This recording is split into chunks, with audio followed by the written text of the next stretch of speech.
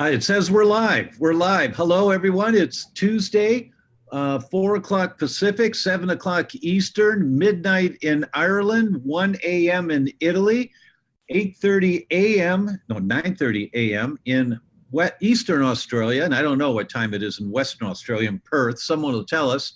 And it's Facebook Live. And welcome, welcome. We have a really good friend of mine today, James Maskell, with us. James and I go back a number of years. Actually, you may recognize James from episode 1 of Betrayal, that he was really a catalyst for us in Betrayal and has been a great supporter of all of our work. James, welcome, my friend. Hey, Tom, great to be here with you. Thanks so much for having me, and super excited to jam with you here today. Yes, yes. So James has a new book that just launched today and is such a unusual topic. And there it is, the community cure. And it's such a critical topic that you're going to learn one of the missing links for you or your family members in getting well and staying well. This is something that no one talks about. And yet, if we're going to look at how to effectively transition the direction our healthcare is going, so that it now begins going into better health, this concept of community cure and community medicine is critically important. So let's just nosedive right in. James? Yeah, let's do it. Look, so there's a ton of different elements to this, Tom, but I would say, one thing I think you were actually sitting right near me is in 2015, I'm sitting at the IFM conference and I hear that loneliness is a bigger driver of all-cause mortality than, the nutrition and then alcoholism and smoking. And, here we are, the root cause community, right? Really focused on the root cause. Right. And everyone knows it. Everyone knows loneliness is a problem. Even in mainstream medicine, they know it. But there's not really a plan, right? There's not really a plan to solve it. And, through my work in the last few years, I've had the opportunity to sort of bear witness to an emerging way of sort of treating loneliness that not only solves the loneliness angle by introducing people who want to get healthy to each other, but also provides now a context to do all of the healthy behaviors that you've been talking about through your platform for decades. And when you pair those two things up, you get reversal of chronic disease at scale that's affordable, that's effective, and could be mainstream throughout any health system. Absolutely right. Absolutely. And there's so much there, everyone, that James has just said. Let me tell you my experience of James. This guy was a banker and realized that his heart wasn't fulfilled in the work and decided that he wanted to get into helping society. And the game that he identified that he wanted to get into was healthcare. So he's never thought about how to help doctors have successful practices or reduce the stress. He's always thinking the bigger picture, like how do we help more people? How do we get this information out to more people? How do we set a structure so that insurance companies are taking care of healthcare and not just crisis care? He has always been going down that rabbit hole. Again and again and again, trying to find an answer. And he is the guy in the world of functional medicine that we all know. And he's just been working hard to help all of us be more effective, whether we're seeing patients one-on-one in an office or in a hospital setting or online, whatever our venue is. So we're getting into it. But James, I've just got to take a moment and do a shout out here. I always do this with my tribe. So Christy Malloy is the first one on today, is in Brisbane. Hi, Christy. And what time is it in Brisbane? I want to know. Mary's in Tampa. Marilyn's in Newfoundland, Canada. Judy's in Australia. Susan's in Kansas. Mia Jones is in North Wales. Hi, Mia. Michelle says hello. Claudine is from Carlisle, Pennsylvania. Steph is in Missouri. Marzi's, hey, honey. Hi. James, say hi to Marzi. She's hey, Marzi. Good to hear that you're on, and hope to see you soon. Yeah. Lynn's in South Australia. Dorinda's here and says, hi, Dr. Tom and James, and the list goes on and on. So really great to have you all here. So James, why community medicine? What is it that caught you so much that you've dialed down the message to write a book about it? Well, Tom, actually, I come out of the closet in this book, and I've never really talked about it before, but I was actually born in a commune. And so I grew up, the first 11 years of my life between Colorado and England and South Africa. And that was just the way that I was brought up, natural health, living in a commune. And it wasn't until I showed up at regular school after, my dad kind of abruptly left and I was put in boarding school, and suddenly no one knew what a chiropractor was. The food didn't really look like I was used to seeing. And the way that my mother had sort of taken care of my health, no antibiotics, homeopathy first, we're just definitely at odds with what I came across. And I didn't realize that that was abnormal because I was kind of insulated into that community. And so, for a few years, I thought my parents were insane. And I thought like, well, the world knows better. Yeah. And, you mentioned that I was a banker like 15 years ago. About 6 months into it, I had been a health economist. Like I had seen the rising cost of care. I had seen that no one really had a plan to bring it down. I could see that it was going to bankrupt every country, whether it's the UK with the single payer system or the America with like more of a commercial insurance program. And I just thought like, hey, maybe something that I was involved with, maybe this was actually, I wasn't just randomly born into this, but this is what I'm here to do. And I stepped into it, and that was 14 years ago. And it's just been an incredible journey. And I would say that all the way through, I've had the sort of, the eyes on where does community fit into this? And, the first thing I had to come across was that there's a way of treating patients where you can get people off pharmaceuticals and get people back to full health. And you can call that functional medicine. The first doctor I worked for was a naturopathic doctor. He called it naturopathic medicine, integrated medicine, but ultimately the goal is the same. But it always bugged me, Tom. It always bugged me that it didn't seem like there was really a great plan to get it to, poor people, basically, like anyone who couldn't afford to see the doctor for like an hour and a half. How is this going to work out? Like, how is functional medicine actually going to have the impact that it could have on public health? Is there even a way that that could happen? And the first time I heard about the group visit, doing functional medicine in groups, it like hit me straight away. And I was like, oh, that's interesting. Like, and then, that set off like an interest spark in me, and I followed it and I talked about it. And then, some things in the last couple of years happened to make me think, okay, this is probably going to happen. This is like ready for prime time. And that's what led me to eventually write the book. Because I heard about the group visit, I think almost 7 years ago. I'm thinking that what we're doing here is actually community medicine. Yeah. With Facebook Lives. And 100%. I mean, look, you see people who brought amazing Facebook groups around their, communities around their content. I know that's a huge piece. I think there is something magic to getting together in person. And I think that's where the focus is. But certainly yourself and many other people that we know in our world have done a great job in introducing people who want to get healthy to each other. Yeah, it's really great. Marzi just texted and said good night. It's 1 a.m. for her, and I'm glad she's going to sleep. She needs it. So she says, hi, honey, and good night, and hi, James, and good night. So it's great. Good night, sweet lady. Good night. Christy says it's 10 a.m. In Brisbane. Lynn Johnson says it's 10:30 a.m. Wednesday here in South Australia. Dorinda's here from sunny San Diego. Antoinette's here from Ellsworth, Maine, and the list goes on and on.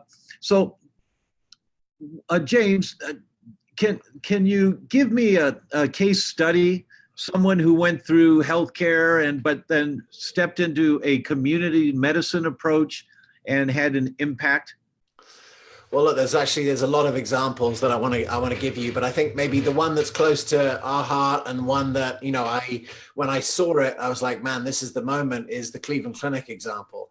I'd love to share that because I think it really illuminates what's possible here. So, most of your community know that in 2014, they announced they were going to do functional medicine at the Cleveland Clinic. And it was a big deal because here was like a major medical institution going for it. They start a clinic. They have a few doctors. Dr. Hyman's there. There's a few other people. And guess what? very soon there's like thousands of people on a waiting list and there's no space. Right? 2-year waiting list. Yeah. 2-year waiting list. So, they're sitting there like, what are we going to do? So they decide that if you want to qualify to see the doctor at the Center for Functional Medicine, you have to go through a 10-week, 2-hour-a-week training program called Functioning for Life. That's halfway between, self-efficacy training for humans, right, and medical care. It's staffed by PAs and dietitians and health coaches, and everyone has to go through that. And, the results are spectacular. 50% of people who go through that are so much better, they never need to see the doctor at all because they just know how to take care of themselves. They know what to eat. They know how to read their own labs. They know how to exercise and sleep. And not just that they know how to do it, they've practiced doing it enough times in the session that they can do it. They're practiced in it. Yeah. And ultimately, it's not about talking about doing health. It's about actually doing the healthy behaviors. And maybe 10 weeks is enough to actually, turn those healthy behaviors into a consistent meditation practice or a consistent cooking of anti-inflammatory food practice.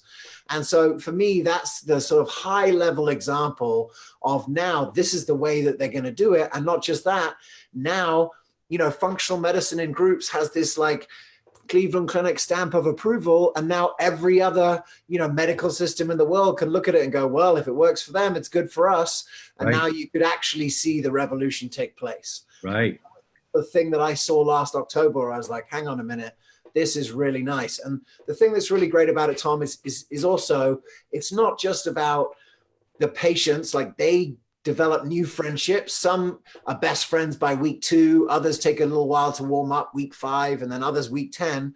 But also, just think about how long it took you to get really good at functional medicine, like how many trainings you had to go to, and, a doctor, when they switch from conventional medicine, how long it takes. They had the PAs who are running that program had never heard of group visits and had never heard of functional medicine and were able to get stellar results within weeks. Yeah. And so like our ability to have an army of doctors and practitioners that can execute on this forward and make it affordable and profitable enough for the institution is a total game changer. Everyone, this is why we all love James so much, is because when he zeroes in on something, not only does he explain it clearly, but he explains it with the joy of life that, this really works. And we all just want that when we hear it. So every hospital administrator should know about the results that Cleveland Clinic is getting. So we'll post the link for James' book here. It's on, James, is it on Amazon? Yeah, it's on Amazon. If you go to the link that Tom shares, you can get it free this week. Now, I've self-published this book, Tom, because as you know, if you tell the publisher you want to give away as many copies of the download or the PDF for free, they'll be like, no, this is how we make money, so you can't. So I was like, look, I'm going to self-publish it. I'm going to make it free on download and Kindle so that anyone can go and get it. So this whole week, it's available for free. Wow. And you have my permission as the author and the owner of the content. If you download it and you like it, I give you permission to send it on as you will. Yeah. Because ultimately, it's not really that valuable for someone to read a book. But if that book gets passed to the administrator of a health system who decides to implement group visits because they read about the Cleveland Clinic and the group, that has transformed the lives of maybe 1 million people. That's exactly right.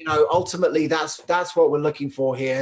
And, I feel like in a certain way, Tom, I feel like I have been playing around the edges for the last 15 years in a certain way because my focus before was getting doctors to kind of leave the system and go functional, which is great. And I'm glad that we had that plan. But like, this is really, I think, the sort of the moment where it's like, what could really move the needle on health? And just think, the people that this makes the biggest impact on, honestly, are the people that have lost all trust, that don't have relationships, that maybe have suffered, emotional trauma or other things that have led them to be in a vulnerable position in society. I've met people who have transformed through groups, and it's incredible to see what they look like on the other side.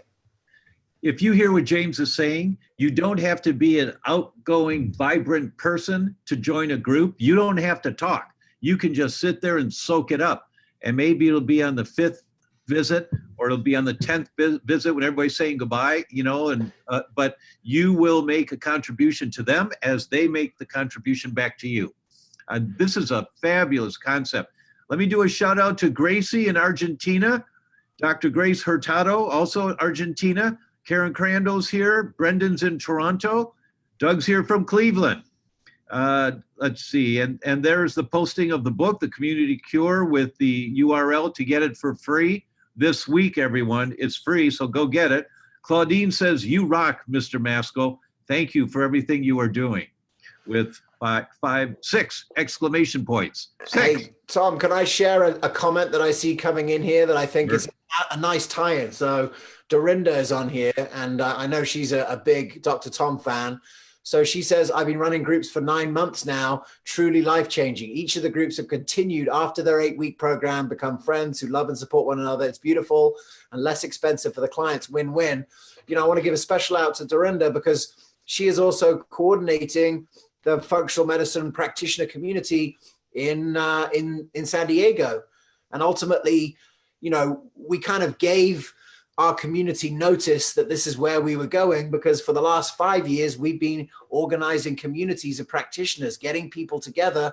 And actually, Tom, you've been the #1 sort of person to take advantage of that, because when you have your book out and you want to go and turn up in a city, it's like, hey, where's the Functional Forum meetup group? So, hopefully what this shows everyone in a certain way is like the method to the madness of what we've been up to. But it's like, look, build the network of practitioners and then introduce them to each other, and then have them go out and like build these next generation, practitioner groups. And, they could be in private practice. It can be in the healthcare system, but ultimately there's a blueprint in this book for the radical transformation of healthcare around, guess what? Health and care. Yeah. Everyone out there, download this book, send the link to your family and friends, encourage them and tell them it's free this week to download. And it is a not secret, but just an unknown pathway to greater levels of health.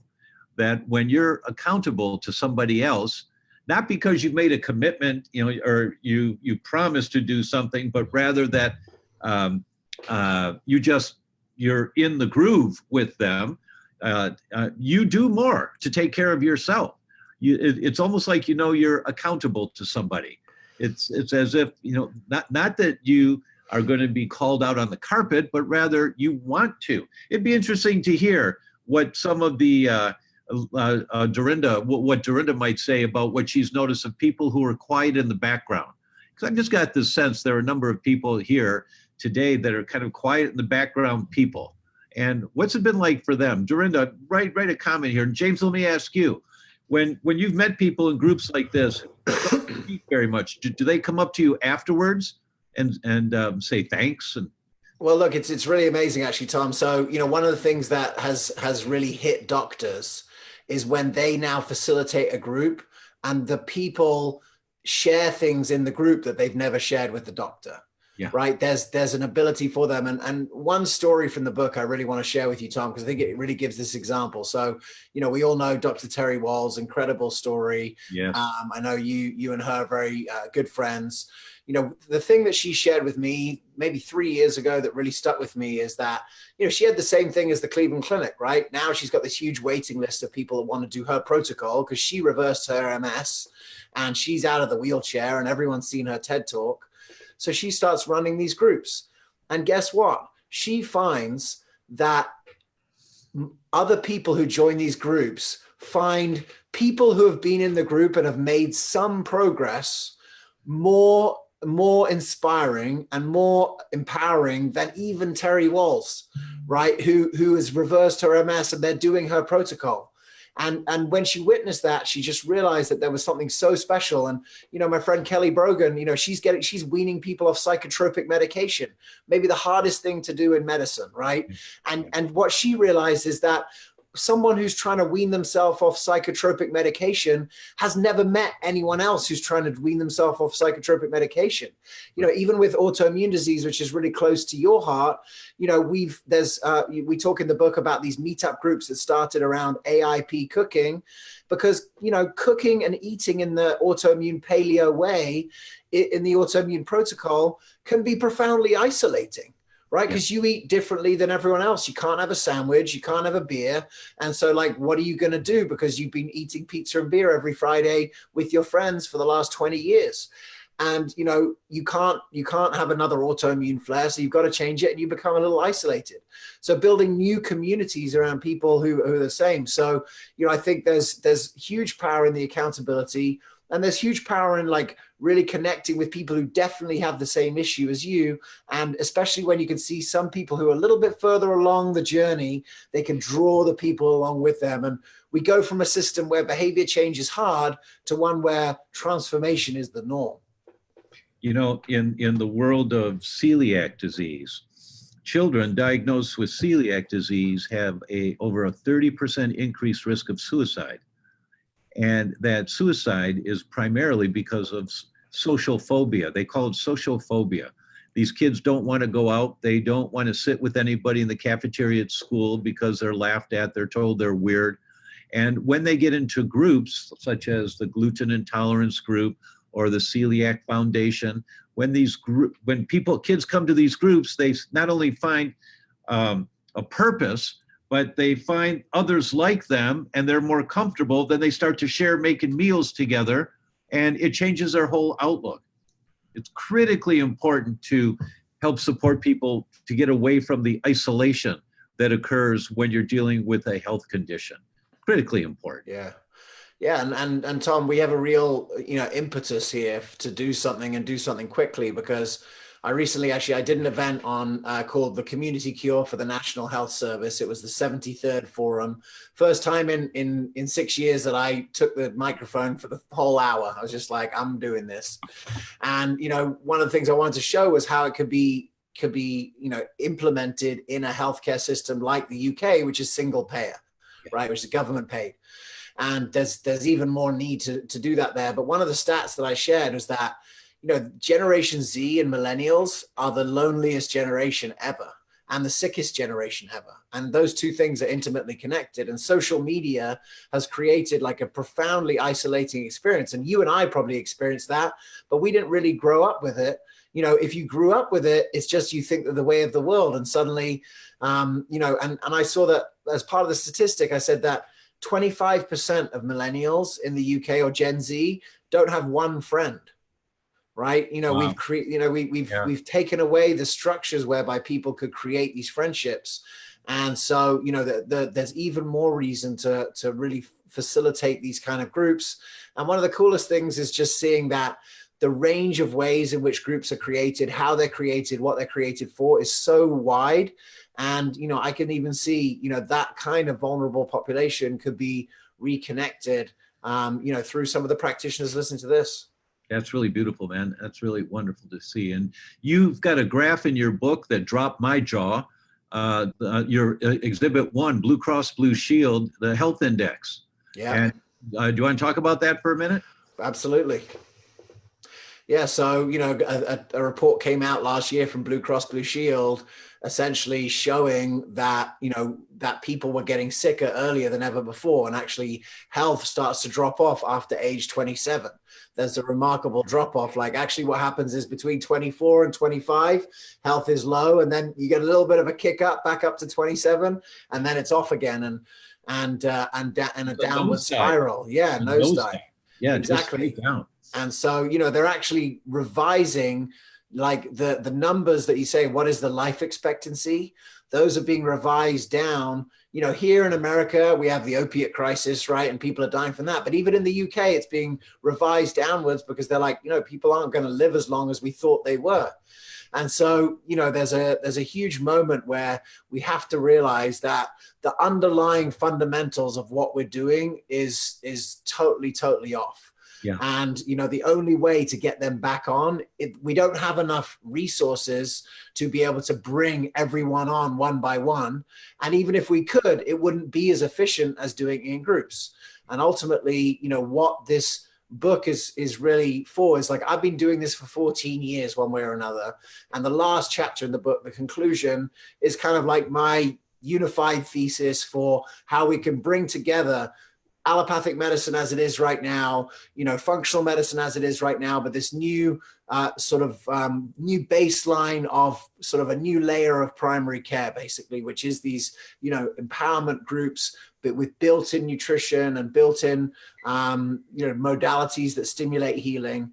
And ultimately, seeing that all together is something that I intend to advocate for the next 20 or 30 years as whole systems, evolve around these ideas. Yeah. Yeah. Beautiful. Listen to what Dorinda responded. She said, they actually come out of their shell because we make our groups very loving and safe. Everyone is going through the same issues and we all understand and encourage one another. We get it. And so that gives people the freedom to open up and share. Now take that concept. And then the next point here is from Gracie in Argentina. Unfortunately, holistic medicine is not developed properly in my country as it should be. It's hard when I try to begin a conversation related with any topic like leaky gut or leaky brain. And the only answer I have in return is, what are you talking about? So that's a one-on-one conversation. But I'm wondering, James, what you think if Gracie were to, how could she put the word out to attract a group of people to do a group conversation? Yeah, look, I think one great lesson in the book. So Dr. Jeff Geller, who's like the godfather of group visits, he realized that loneliness was a big deal, but he realized that if I started a loneliness group, no one's showing up. Sounds so boring, right? No one's coming to a loneliness group, right? And in the same way, if you've never heard of leaky gut or leaky brain or the Spanish equivalent of it, it means nothing. Yeah. But I bet if you started asking people about their brain fog, or if you started asking people about their digestive disorders or, things that are coming up, or those kind of areas, that is an opportunity to do it. And, I would say, one of the things that we do have now is an incredible online infrastructure. And, there are structures today where you can use online tools to create offline connections. So I bet wherever you are, Gracie, in Argentina, I bet if you started a digestive issue support group and you put it on Meetup and Eventbrite and Facebook, and you had a place where you were going to meet once a week and invite people who were, suffering with digestive issues that had not got resolution through healthcare system. And you asked those people, hey, tell me how you're feeling. Or you even shared, like, one of the things that's in the book and what everyone shared is the most important way to start a group so that it doesn't become like a mutual disempowerment machine, which groups can be. One of the reasons why people don't like groups, Tom, in general, is because people have had traumatic experiences in groups. Yeah. I mean, think about school or your first job, or even your family. In some cases, those groups that you were forced into may have had traumatic associations with them. But ultimately, what we're talking about here is empowerment groups that are built on supporting each other. So the number one thing that you want to do when you want to start a group is you want to connect people on their purpose. Why are they here? And if you start that group and you say, hey, welcome everyone, the purpose of this group for me is, to improve my digestive issues. And this has been what's going on for me. Just that amount of sharing why you're here is that not that you want to like complain about it to another new group of people, right, but you actually want to get better, and that you've seen people get better and you want to help other people get better. And two, being vulnerable about your own situation. The trust that's created there creates a sort of a structure where people will open up.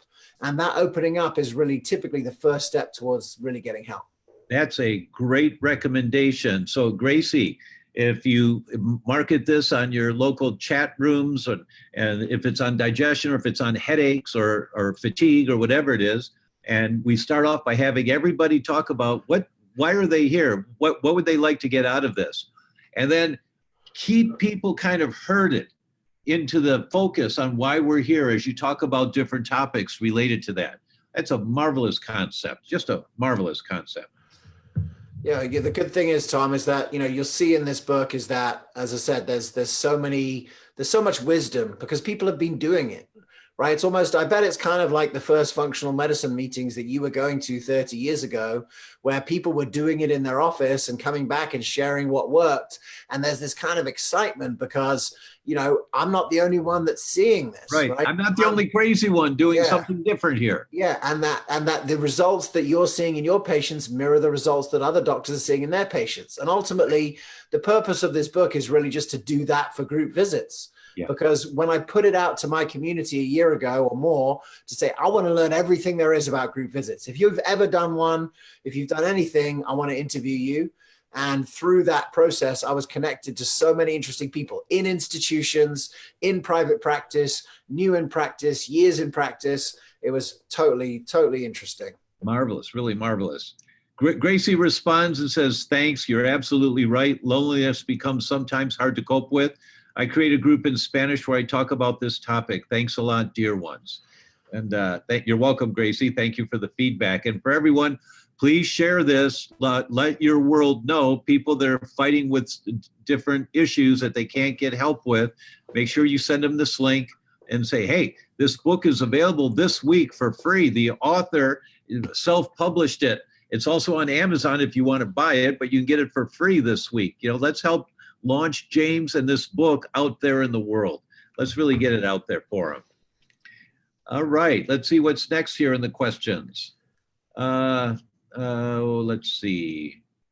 Running groups. Okay, that was Marilyn Lambert. Marilyn's here from Newfoundland, Canada. Susan's here from Kansas. Let's see here. I had a couple of questions that came in earlier. Let me see if I can pull one of them up here.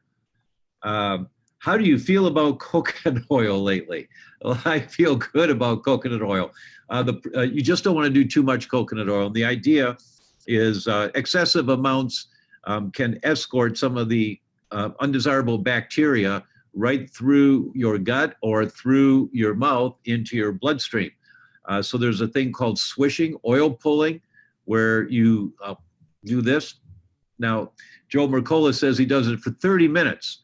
I don't know about you, James. Have you ever oil pulled for 30 minutes? I have not. Neither have I. If I do a minute, I'm happy. I'm really happy if I get a minute done with that.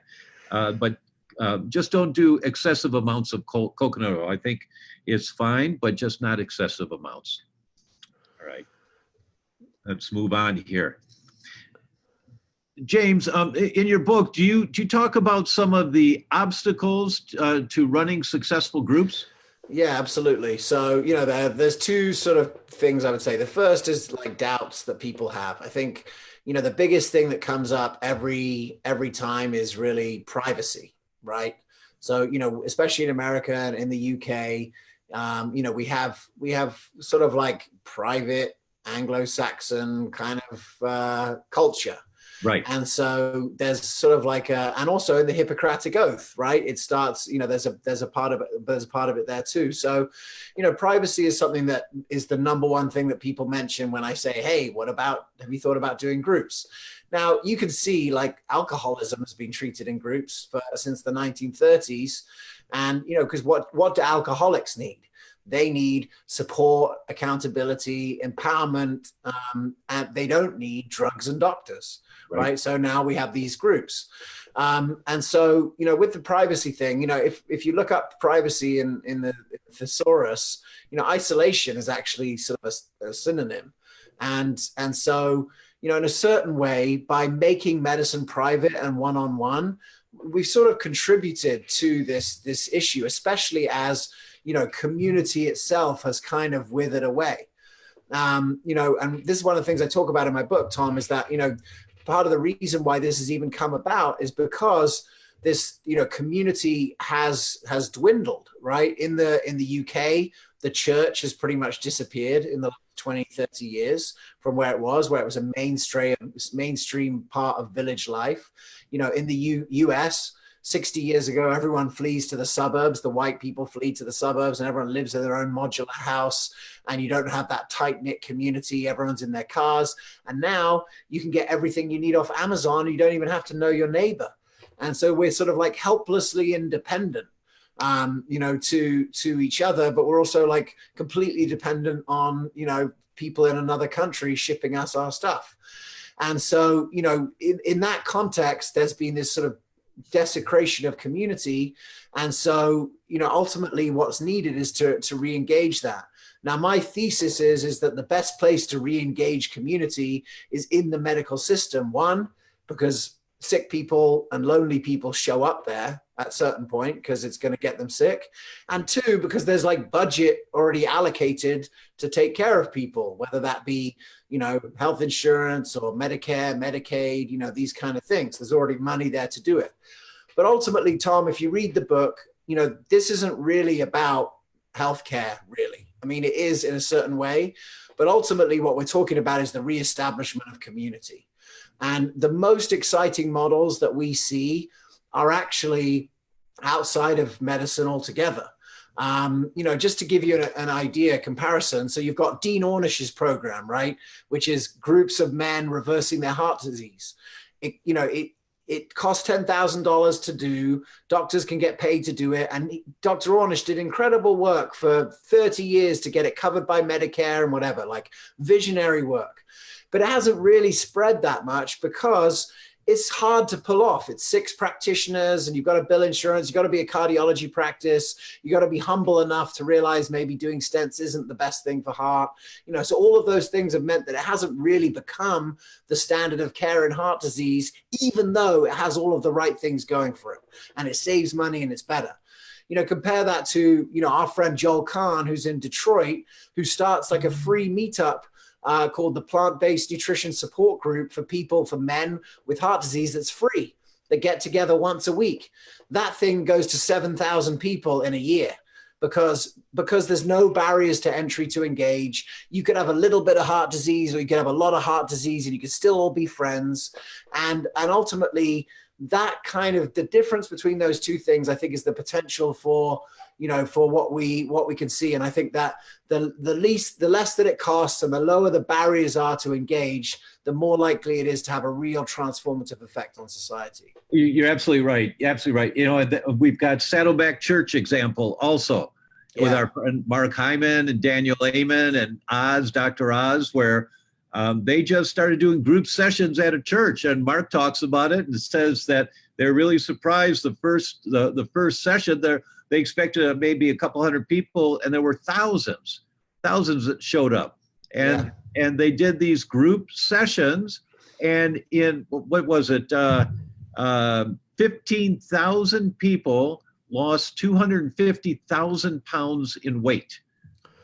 Incredible story. I mean, that's in the first chapter because it's when you see that, I mean, churches, schools, factories, prisons, like there are amazing examples of community being created in all these different areas. Yeah. And that's the next step. I mean, once I say this book is really to facilitate community being done in the healthcare system. But some of my next plans are to popularize, to make it cool to be a patient in the group. Because ultimately what I see is that there's still resistance for most people to try it. What we've seen is that once people try it, they love it. But like there's a little bit of resistance to try it. And so, as I, work on this theme in the next decade, which is, what I see for myself in this next decade, is hitting it from all angles. So getting the medical system to grow it, but then also getting consumer demand for it and making it look fun and cool and aspirational to be in a group. Yeah. I look at my granddaughter when my daughter would take her to swimming lessons. And at first, she didn't want to put her foot in the water. That was just too much. And some classes, all they do is sit on the edge of the pool and she'd get her feet in the water and kick a little bit, and that was it. Now, a year later, with once a week classes, she's diving off of the side into the water, goes underwater, swims back to the side of the pool at 3 years old, right? And it's true for all of us, that same apprehension. As long as we'll put our foot in the water, and just try it, eventually we begin to flow with it. Absolutely, yeah. My daughter, so, my daughter's I only have one child. And, I witnessed something last year in Costa Rica where we went to this place where you could sort of jump off a 12-foot platform into a deep pool in a river. And there's no way that she was doing that. Like, my wife wouldn't do that. She would have been scared until her friend, who's 2 years older than her, who lives in Costa Rica, does it like 15 times in a row. And she's like, I want to do it. And then she's like, taken into a whole new world of what she's capable of. Yes. And she sees what she's capable of in a different way than she's ever seen, because, her older sister, to a certain degree, showed her the way.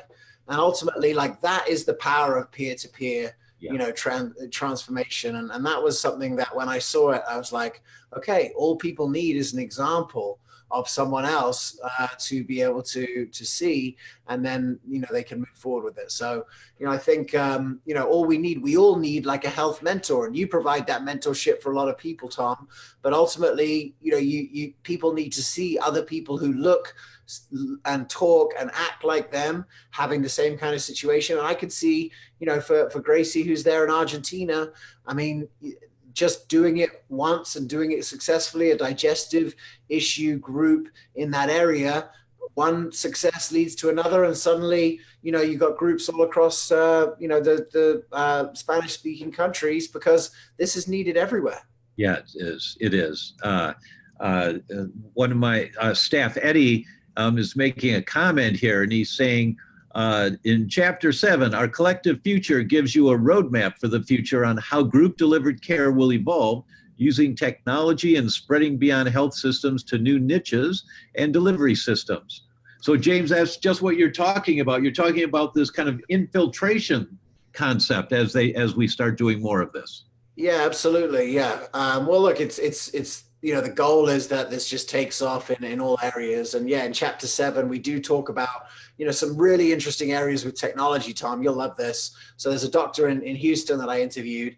So he has his group visits, but every week, but in between those group visits, he's remote patient monitoring the vitals of the patients in real time, 24/7.